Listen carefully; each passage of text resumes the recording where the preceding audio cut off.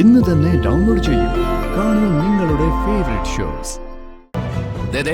ഈ കണ്ണീര് കാണാനാണ് എനിക്ക് ഒരു താല്പര്യമില്ല.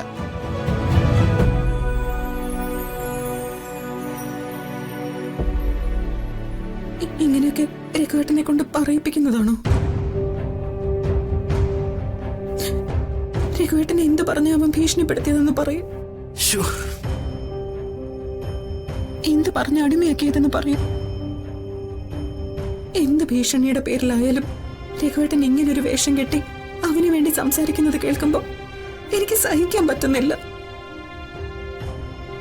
ഒരു വലിയ ആൾക്കൂട്ടം ഉണ്ടായാൽ അവിടെ രഘുവേട്ടന്റെ ശിരസ് ഉയർന്നു നിൽക്കുന്നത് കാണണമെന്ന് ആഗ്രഹിക്കുന്ന ഒരുത്തിയാണ് ഞാൻ. അവൻ അടിച്ചേൽപ്പിക്കുന്ന ജോലിയൊന്നും നമുക്ക് വേണ്ട രഘുവേട്ട. രഘുവേട്ടൻ അതവന്റെ മുഖത്തേക്ക് വലിച്ചെറിഞ്ഞു കൊടുക്കും. രഘുവേട്ട, നമ്മളെല്ലാവരും ഒരുമിച്ചുണ്ടെങ്കിൽ ഒരു പിടി അരി മതി നമുക്ക്. രഘുവേട്ടൻ മനസ്സ് തുറന്നൊന്ന് സംസാരിക്കും പ്ലീസ്.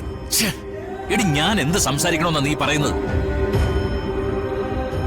എന്റെ മകന്റെ കമ്പനി ഞാൻ ജോലിക്ക് പോകുന്നതില് എന്തോ വലിയ അപരാധമാണെന്ന് നിങ്ങളൊക്കെ കൂടെ കണക്കാക്കുന്നു. ഞാനെന്താ അത് സമ്മതിച്ചു തരണോ? എനിക്കതിൽ ബുദ്ധിമുട്ടുണ്ട്. അല്ല, അവൻ ചെയ്ത കാര്യങ്ങളൊക്കെ രഘുവേട്ടൻ മറന്നു കളഞ്ഞോ? നിത്യയുടെ അച്ഛനെ കൊന്നത്, നിത്യയെ കൊല്ലാൻ ശ്രമിച്ചത്, എനിക്ക് നേരെ കത്തിയെടുത്തത്, ഇതൊക്കെ രഘുവേട്ടൻ നേരിട്ട് കണ്ടതല്ലേ? ഒരിക്കൽ ഒരു കൊടുങ്കാറ്റ് അടിച്ചു പോയാൽ പിന്നെ അതിങ്ങനെ തുടർന്ന് അടിച്ചുകൊണ്ടേയിരിക്കണമെന്നുണ്ടോ? മക്കൾക്ക് തിരുത്താൻ വേണ്ടി അച്ഛനമ്മമാരെ അവസരം കൊടുക്കാറില്ലേ? ഞാൻ അതുപോലൊരു അവസരം അവനങ്ങ് കൊടുത്തു. അതിനെന്തൊരു കുഴപ്പം? ഇങ്ങനെ ചോദിക്കുമ്പോ കുഴപ്പമൊന്നുമില്ല. പക്ഷെ ഞാനും രഘുവേട്ടനും പങ്കിട്ട കുറെ വേദനകളുണ്ട്. ആ വേദനകളെല്ലാം അറിയുന്ന രഘുവേട്ടന് എന്നോടിപ്പോ ഇങ്ങനെ സംസാരിക്കുന്നത്. രഘുവേട്ടൻ ഇതെന്റെ അപേക്ഷയാ.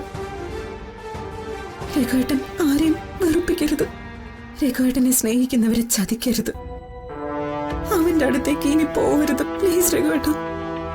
സോറി. ഇനി ആരും എന്റെ ജീവിതത്തിൽ എന്നെ ഇങ്ങനെ ഉപദേശിക്കണ്ട. അഥവാ ആരെങ്കിലും ഉപദേശിച്ചാലും അത് ചെവിക്കൊള്ളാൻ എനിക്ക് താല്പര്യമില്ല. JR എന്നെ മകനെ കുറിച്ച് ആവശ്യമില്ലാത്ത ചർച്ചകൾ പോലും ഈ വീട്ടിലുണ്ടാവുന്ന എനിക്ക് ഇഷ്ടമല്ല. അയാളൊരു വലിയ ബിസിനസ് മാനാ. ആ റെസ്പെക്റ്റിൽ വേണം അയാളോട് സംസാരിക്കാൻ.